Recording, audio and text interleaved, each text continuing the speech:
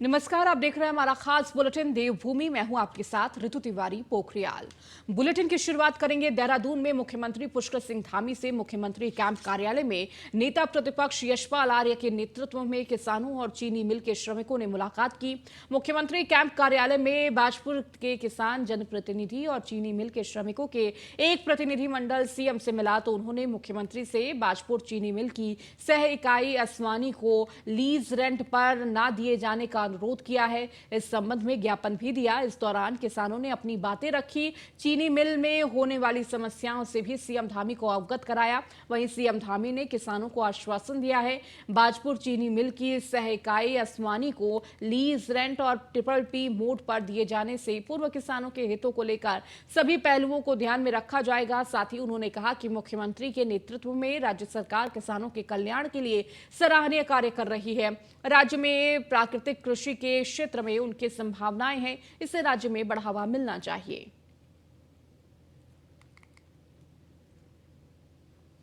लोकसभा 2024 चुनाव नजदीक आते ही बीजेपी ने कमर कस दी है। वहीं गुरुवार को हरिद्वार लोकसभा सीट पर बीजेपी ने महाजनसंपर्क अभियान के तहत नेहरू स्टेडियम में जनसभा कार्यक्रम का आयोजन किया, जिसमें मुख्यमंत्री पुष्कर सिंह धामी, मंत्री सतपाल महाराज, सुबोध उनियाल, प्रेमचंद अग्रवाल सहित हरिद्वार लोकसभा सीट के बीजेपी के कई पदाधिकारी मौजूद रहे। लोकसभा चुनाव को लेकर मुख्यमंत्री ने कहा कि प्रधानमंत्री का उत्तराखंड से लगाव है और 2024 के लोकसभा चुनाव में उत्तराखंड की 5 लोकसभा सीटों पर बीजेपी जीत हासिल करेगी और नरेंद्र मोदी तीसरी बार देश के प्रधानमंत्री बनेंगे। विपक्ष पहले भी एकजुट था। विपक्ष में देखिए सभी लोग जो है बाराती तो बने हुए हैं, सभी सोच रहे हैं कि मैं दूल्हा बन जाऊं, लेकिन जो है बाराती बनने को कोई तैयार नहीं है। इसलिए मोदी जी के सामने कोई नहीं है। आज मोदी जी निर्विवाद रूप से देश की जनता के मन में है, उनके दिल में है।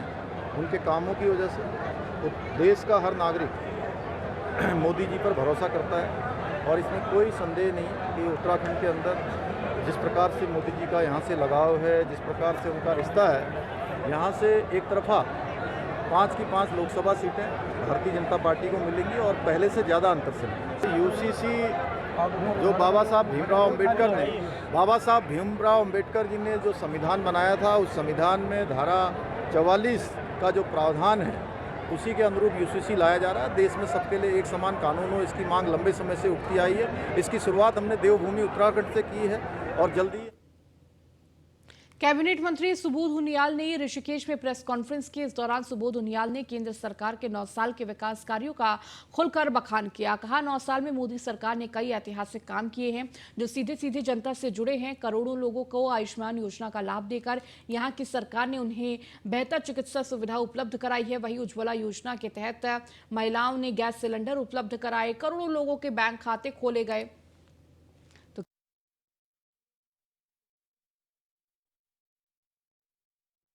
इसका उद्देश्य जो आदरणीय प्रधानमंत्री जी को 2014 के बाद 9 वर्ष पूरे हुए हैं केंद्र की सत्ता में, इन 9 वर्षों में जो सैकड़ों ऐतिहासिक काम हुए, उसके बल पर 9 साल बेमिसाल।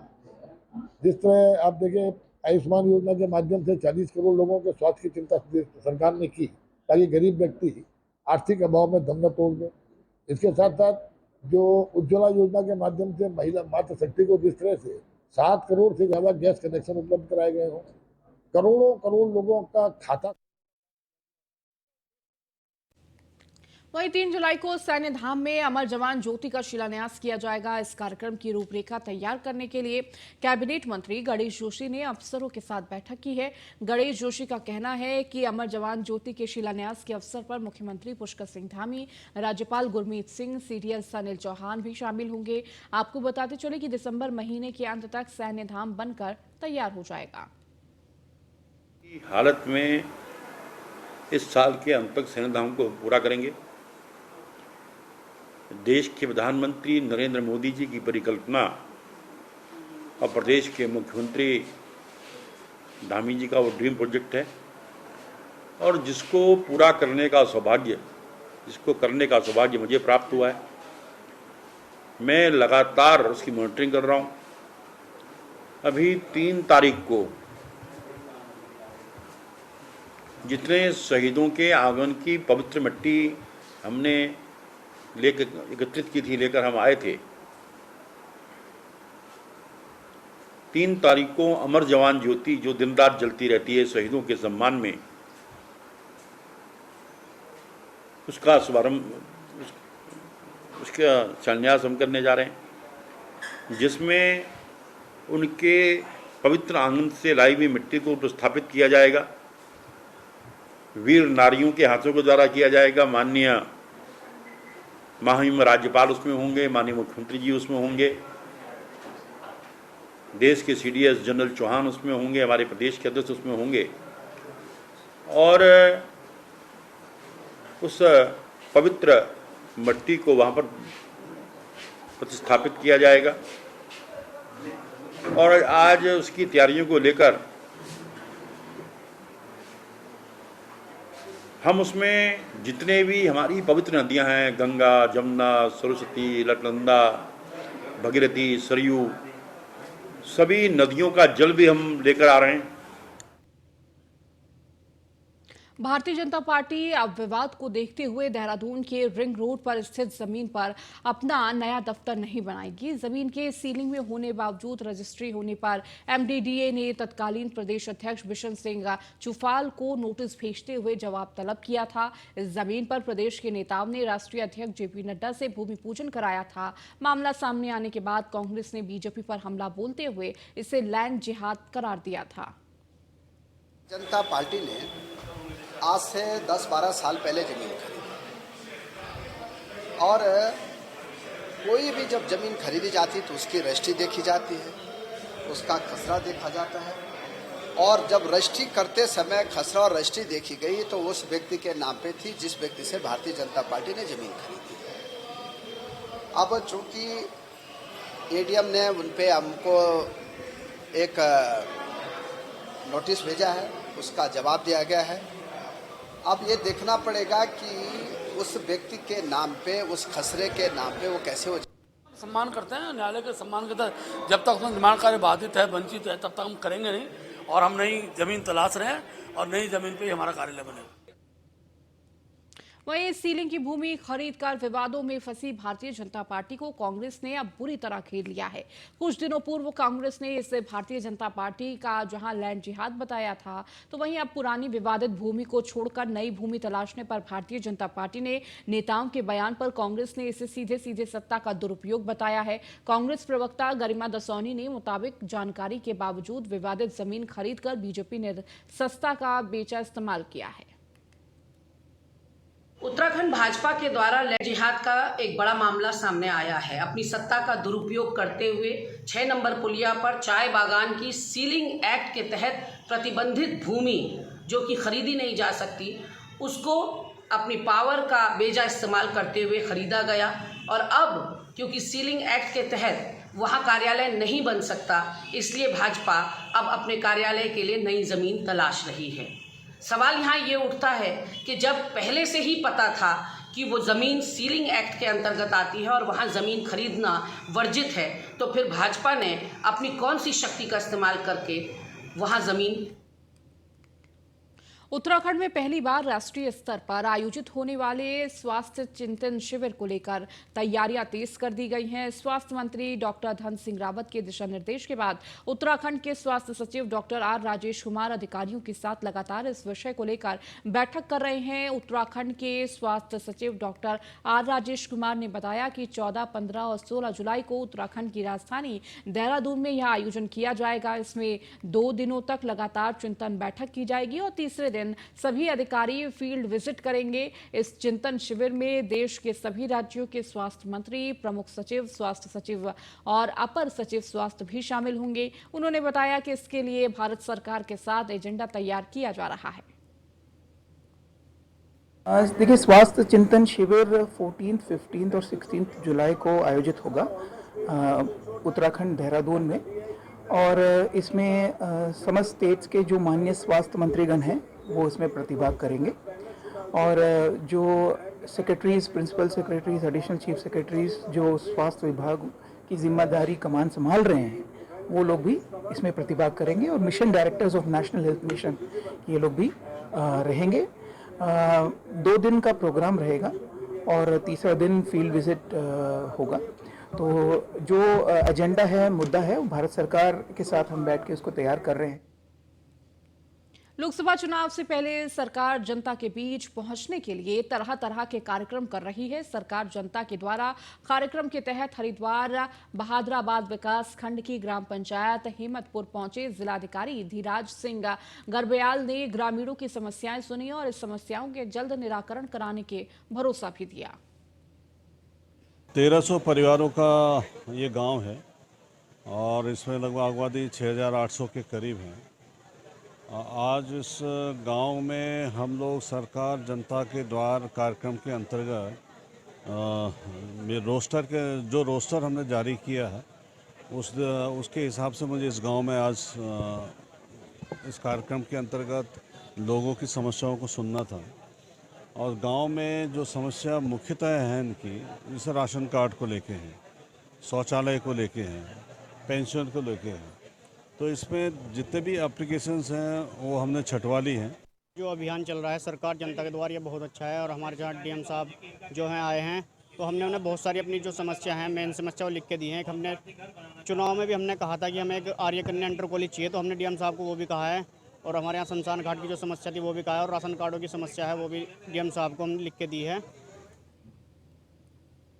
उत्तराखंड की सियासत से जुड़ी बड़ी खबर आपको बता दें कि जहां पूर्व सीएम हरीश रावत के आवास पर सीबीआई की टीम की दस्तक। सीबीआई की टीम पूर्व सीएम हरीश रावत को नोटिस देने पहुंची। इस दौरान हरीश रावत अपने निवास पर मौजूद नहीं थे। हरीश रावत ने कहा कि सीबीआई का स्वागत है, नोटिस देने के लिए तैयार हूं, जांच एजेंसी का सहयोग करने के लिए तैयार हूं। तो बड़ी खबर आपको दे रहे हैं, सीबीआई की टीम पूर्व सीएम हरीश रावत को नोटिस देने उनके घर पहुंची। इस दौरान हरीश रावत अपने निवास पर मौजूद नहीं थे। हालांकि उन्होंने कहा कि सीबीआई का स्वागत है, नोटिस लेने के लिए भी तैयार हूं और हर तरह की मदद करने के लिए भी, जांच एजेंसी का सहयोग करने के लिए भी तैयार हूं। उत्तराखंड का शिक्षा विभाग निजी स्कूलों से भी आगे बढ़कर एक बहुत बड़ा प्रोग्राम करने जा रहा है। इस प्रयोग की शुरुआत होने के साथ ही कंट्रोल रूम डैशबोर्ड बनकर तैयार हो चुका है और अब इस पर जानकारियां अपलोड होने लगी हैं। राज्य के शिक्षा महकमे में विद्या समीक्षा केंद्र तैयार किया है और इस केंद्र में प्रदेश भर के सभी स्कूलों, शिक्षकों और छात्रों की पूरी जानकारी अपलोड की गई है। अब राजधानी देहरादून में भी बैठे बैठे जहां छात्रों की पढ़ाई की स्थिति का पता लग जाएगा, वहीं विद्यालयों में शिक्षकों की कमी अथवा शिक्षकों के नहीं पहुंचने पर भी जानकारी सीधे मिल सकेगी। महानिदेशक शिक्षा बंशीधर तिवारी ने मुताबिक राज्य के शिक्षा महकमे के एक नया अनूठा प्रयोग किया है और कनेक्टिविटी के जरिए एक क्लिक पर सारी जानकारी उपलब्ध होगी। आने वाले समय में यही सुविधा परिजनों को भी दी जाएगी और वह भी घर बैठे सरकारी स्कूल में अपने पढ़ रहे बच्चे, उनकी शिक्षा की स्थिति और शिक्षकों के बारे में भी समस्त जानकारी मिल सकेगी। इससे जहां छात्रों को पठन पाठन में सुधार होगा, वहीं विद्यालयों का प्रबंधन और बेहतर होगा। ये विद्या समीक्षा केंद्र हम लोगों ने स्थापित किया है, जिसमें हमारा पूरा जो विद्यालय शिक्षा विभाग है उसके सारे स्कूल, सारे छात्र और सारे शिक्षक, जो भी अधिकारी कर्मचारी हैं, teaching staff, non teaching staff, सभी लोग उसमें एनरोल्ड होंगे। और जो ट्रांसफ़र है हमारा अगले सत्र से, वो भी ऑनलाइन इसी के माध्यम से हो सकेगा। तो इसकी कैसे शुरुआत होगी जिलेवार, ताकि इसका और बेहतर फ़ायदा मिल सके? देखिए, इसमें हम लोगों ने बना दिया है और अभी जो हमारे शिक्षक हैं, जो छात्र हैं। वहीं चमोली से पहाड़ टूटने का लाइव वीडियो सामने आया है। पहाड़ टूटने का यह वीडियो खौफनाक है। बद्रीनाथ हाईवे पर पहाड़ टूटा है। छिनका पर पहाड़ टूटकर अलकनंदा नदी में समाया है। पहाड़ टूटने के बाद सड़क से लेकर नदी तक पहाड़ का मलबा बिखर गया है। इसके साथ ही छिनका में भी बद्रीनाथ नेशनल हाईवे बंद हो गया है। 4 धाम यात्री कई जगह फंसे हैं। जिला प्रशासन ने एहतियात कदम उठाया है। दरअसल इन दिनों उत्तराखंड में मानसून की बारिश हो रही है। मानसून में हर साल लैंडस्लाइड होता है, जिससे जिले की सड़कें बंद हो जाती हैं। गोपेश्वर से नैगवाड़ा में भी गुरुवार सुबह लैंडस्लाइड हुआ था।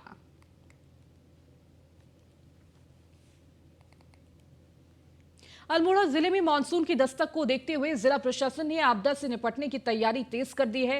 सभी तहसील और खंड स्तर पर आपदा प्रबंध तंत्र की चाक चौबंद व्यवस्था की जा रही है। जिला अधिकारी विनीत तोमर ने मानसून को लेकर अधिकारियों के साथ बैठक ली है, जिसमें ग्रामीण क्षेत्रों में खाद्यान्न, सड़क और स्वास्थ्य को लेकर मंथन किया गया है। जिला अधिकारी ने बताया कि जिले में सड़क मार्गों पर 75 जेसीबी तैनात की जा रही हैं और राशन सामग्री की समुचित व्यवस्था की गई है और आपदाओं से निपटने के लिए आपदा प्रबंधन को अलर्ट मोड पर रखा गया है।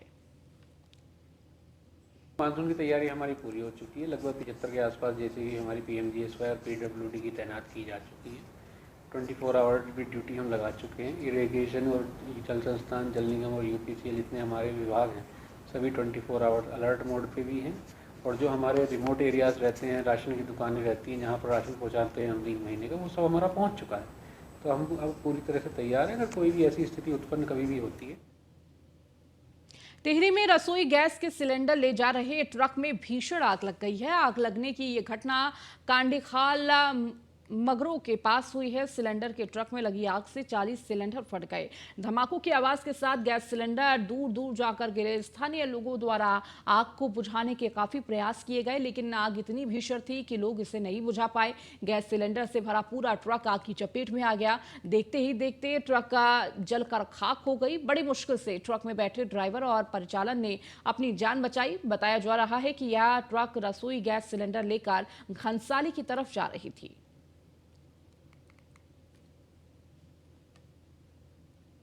हरिद्वार के कनखल में एक बच्चे को गाय और सांड ने टक्कर मारकर घायल कर दिया। मामले का वीडियो सोशल मीडिया पर तेजी से वायरल हो रहा है। कनखल पुलिस के मुताबिक कनखल की अलंकार विहार कॉलोनी के पास एक बच्चा स्कूल बैग टांग कर आ रहा था, तभी सामने खड़े एक सांड ने उसे टक्कर मार दी।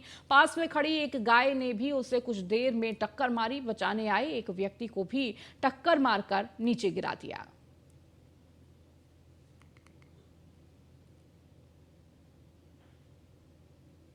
ईद उल अजहा बकरीद के पर्व पर नैनीताल में अल्पसंख्यक समुदाय के लोगों ने बकरीद के मौके पर जामा मस्जिद में ईद की नमाज अता की और शहर के साथ देश की खुशहाली की कामना की। इस मौके पर मुफ्ती ने सभी लोगों को संदेश दिया कि वो ऐसा काम करें कि दुआओं की दिक्कतें ना आए।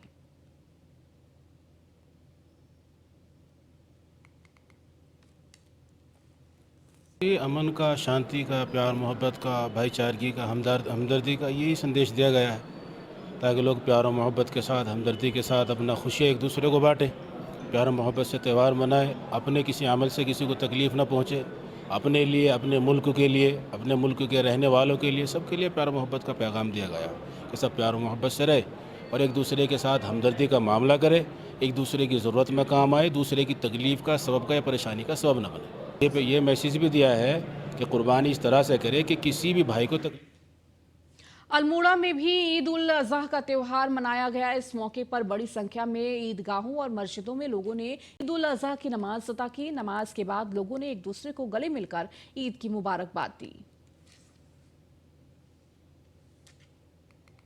तो गले लगकर एक दूसरे को मुबारकबाद दी। तो आपको बताते चले कि कल जिस तरह से लगातार ईद उल अजहा का त्यौहार मनाया जा रहा है, तो मस्जिदों में नमाज अता की, तो वहीं एक दूसरे को गले लगकर बधाई भी दी ईद की। तो इस दौरान देश के अमन, चैन और शांति बनाए रखने की कामना भी की लोगों ने। देश भर में मनाई जा रही है बकरीद और इस मौके पर मस्जिदों और ईदगाहों में नमाज अता की जा रही है और इस दौरान एक दूसरे को ईद की बधाई भी दी गई।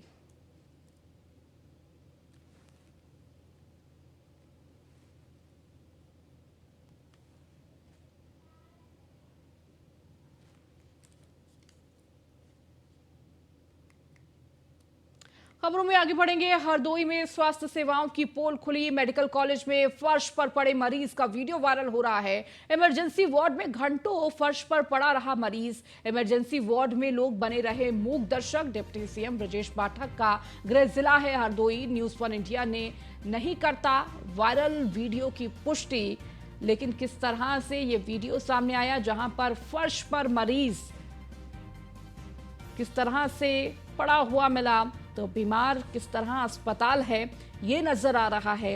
जहां लोग अपने इलाज के लिए अस्पताल का रुख कर रहे हैं, तो वहीं अस्पताल की स्थिति देखिए जरा कि बेड तक मुहैया नहीं करा रहा। मेडिकल कॉलेज में फर्श पर पड़े मरीज का वीडियो वायरल हो रहा है। इमरजेंसी वार्ड में घंटों फर्श पर पड़ा रहा ये मरीज। तो मरीज को देखकर इमरजेंसी वार्ड में लोग बने रहे मूक दर्शक और किसी ने भी इस पूरे मामले पर संज्ञान नहीं लिया। खबर कानपुर से, जहां युवती से अश्लील चैट करना रतनलाल नगर चौकी इंचार्ज को भारी पड़ा। डीसीपी ने दारोगा शुभम सिंह को निलंबित किया है। डीसीपी रविंद्र कुमार ने मामले में जांच के आदेश दिए हैं। चैट वायरल होने के बाद दारोगा पर हुई कार्रवाई। दारोगा युवती के लंबे समय से अकेले घर पर आने का बना रहा था दबाव। तो गोविंद नगर थाना क्षेत्र के रतनलाल नगर चौकी का ये पूरा मामला।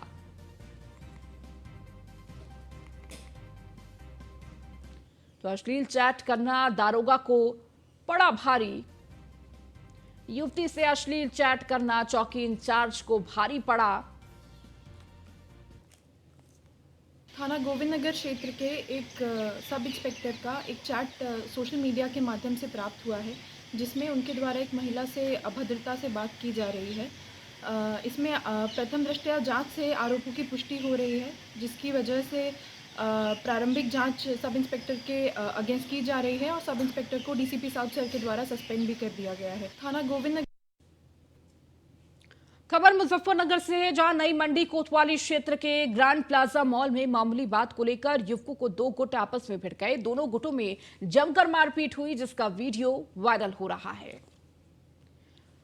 तो मुजफ्फरनगर से ये वीडियो भी आपको दिखा रहे हैं किस तरह से मामूली बात को लेकर दो पक्षों में लड़ाई हो गई, जहां जमकर लाठी डंडे भी चले, लात घूंसे चले। तो मॉल में युवकों के बीच ये मारपीट देखने को मिली है।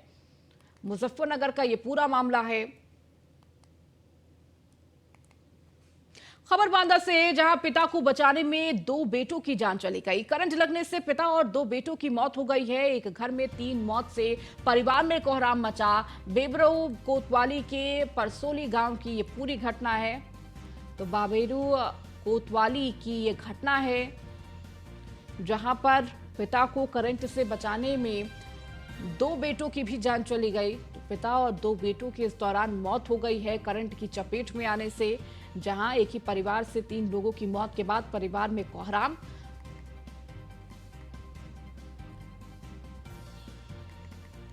तो करंट किस तरह काल बना एक परिवार के लिए। तो पिता को करंट लगा और पिता को बचाने में दो बेटे अपनी भी जान गंवा, और इस दौरान एक ही परिवार के 3 लोगों की मौत हो गई। पिता और दो बेटों की इस दौरान मौत, वहीं परिवार में मातम पसरा हुआ है।